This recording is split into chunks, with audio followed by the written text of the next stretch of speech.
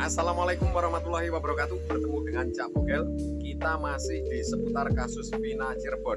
Dan ini adalah video terbaru, kabar terbaru tentang update terbarunya kasus Vina Cirebon. Dan akan kita ikuti bersama-sama. Buat Eko, Eka, Hadi, Jaya Supri, semoga sehat-sehat di sana. Maafkan saya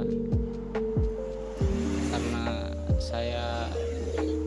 kalian dihukum seperti ini, tapi sungguhnya itu bukan yang sebenarnya, itu suruhan, diarahkan. Ya, buat Eko, Eka, Hadi, Jaya Supri, semoga sehat-sehat di sana. Maafkan saya karena kalian dihukum seperti ini, tapi sungguhnya itu bukan yang sebenarnya, itu suruhan, diarahkan. Eka, Hadi, Supri, Jaya, Teguh minta maaf udah bersalah sama kalian membuat BAP yang seakan-akan itu disuruh. Rasa kecewa Teguh ini.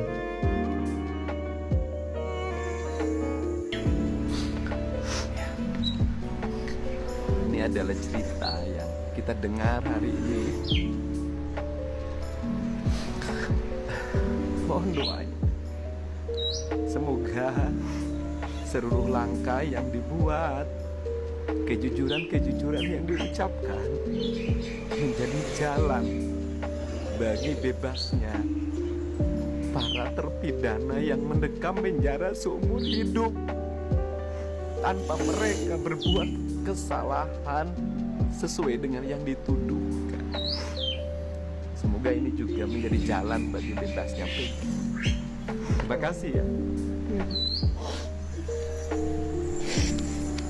Itulah pengakuan para saksi yang ketika itu sudah disutradarai dan harus mengakui dan mengatakan yang tidak seharusnya dikatakan. Ya, ini sangat-sangat memilukan sekali.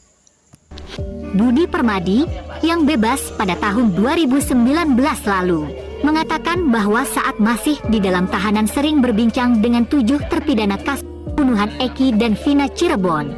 Di dalamnya saya ketemu dengan para terdakwa kasus Vina yang mereka itu masuk pada tahun 2016. Dan kapasitas saya di dalam penjara itu sebagai tamping masif. Dan tentunya kalau ada para napi yang baru pasti ketemu dengan saya sebagai untuk memotivasi hidup. Anda mesti survival di dalam penjara atau apa-apa. Dan di situ dan memberikan pengarang-pengarang bahwa Anda hidup di dalam napi itu mesti baik dan benar, jangan sampai muncul masalah baru. Selalu marah seperti itu pada napi-napi baru tadi. Dan yang kedua, yang sangat menggelitik saya adalah ada napi yang kasus Vina tadi pembunuh. Dia curhat ke saya secara pribadi, ngobrol kalau saya itu bukan atau ya mereka ngobrol kayak gini, dia bukan pelakunya. Yang ketiga orang itu, nah saya bilang, loh, kok kenapa Anda bukan pelakunya ada di sini? Ini kan sudah terlambat. Sudah ada di dalam bicara bukan pelakunya. Kenapa tidak waktu proses pem-BAP-an sampai proses persidangan Anda tidak mengatakan seperti itu? Dia katakan di waktu proses pem-BAP-an saya itu digulung habis. Artinya digulung ini adalah mendapat perlakuan kekerasan oleh para petugas di Polresta maupun di Polda untuk mengakui apa yang dia tidak lakukan. Ini kan lucu. Kenapa dia jangan ngomong? Saya takut saya udah nggak tahan nih fisik saya. Selesai dari Polresta tidak ada pengakuan, dibawalah 6 orang tadi di Polda. Di Polda pun mendapat perlakuan yang sama. Curhat saya untuk Bapak Presiden Republik Indonesia. Sebelum berakhirnya nyawa saya, karena banyaknya tekanan intimidasi. Ya Pak, saya harap Bapak Presiden dan Kapolri membenahi undang-undang pasal-pasal tentang hukum di negara. Itu satu. Tegakkanlah Pancasila itu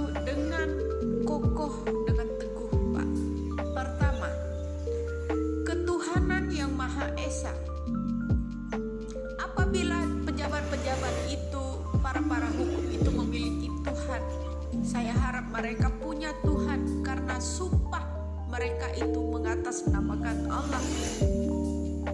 Allah itu tidak bisa dibohongi. Allah itu tidak bisa dibohongi. Kedua, jangan di atas uang. Sumpahnya seorang para pejabat, para penegak hukum itu di atas uang. Saya butuh keadilan di negara ini. Hukum itu seakan-akan menyayat saya saat ini. Kedua, kemanusiaan yang adil dan beradab. Berikan keadilan pada manusia-manusia yang ada di Indonesia ini. Saya bukan siapa-siapa, saya hanya diturunkan Allah ke bumi.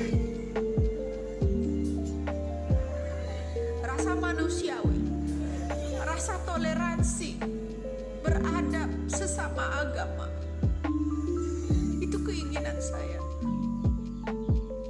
Ketiga, karena drama-drama kalianlah Indonesia jadi terpecah belah. Yang dulunya saya mendukung Bapak Jokowi, akhirnya saya jadi pembenci Bapak Jokowi. Karenanya bencinya saya bukan karena Bapak Jokowi, tapi Bapak Jokowi dikelilingi orang-orang mafia saat ini. Ketiga, empat, katanya merakyat, tapi rakyat semuanya ditindas. Katanya merakyat, tapi undang-undang diperbaiki hanya menguntungkan semua pejabat yang mengatasnamakan wakil rakyat. Undang-undang hanya berlaku buat orang yang berduit saja, tidak punya Tuhan. Mereka bersumpah di atas jabatan yang mengatasnamakan Allah, tapi mereka tidak takut dengan Allah itu murka mereka semua. Kelima, saya butuh keadilan. Keadilan sosial bagi seluruh rakyat Indonesia. Saudara-saudara kita, Bapak, banyak yang tidak terungkap pembunuhannya, banyak yang tidak terungkap korupsinya. Di mana letak keadilan itu, Pak? Tolong Pak Presiden, tolong Bapak Kapolri. Saya manusia biasa. Saya manusia biasa, bukan keturunan para konglomerat, tapi saya butuh keadilan, terutama orang-orang yang udah dijadikan tersangka yang tidak bersalah. Arwah Pina tetap menghantui mereka. Janganlah gengsi. Saya butuh keadilan di negara ini, Pak. Tolong, dengan logonya negara kita ini memiliki Pancasila, berpegangan teguh, berpegangan erat, janganlah dipecah belah karena undang-undang kalian. Pertama, yaitu masalah kasus demi kasus, tidak ada yang terselesaikan dengan murni, semuanya direkayasa. Saya harap arwah ibu saya di sana, saya di sana, seorang pejuang dulunya. Oke sahabat, dimanapun saudaraku berada, itu tadi video yang bisa Cak Bugel suguhkan untuk saudaraku semua. Terima kasih, kurang lebihnya mohon maaf. Diakhiri, wassalamualaikum warahmatullahi wabarakatuh.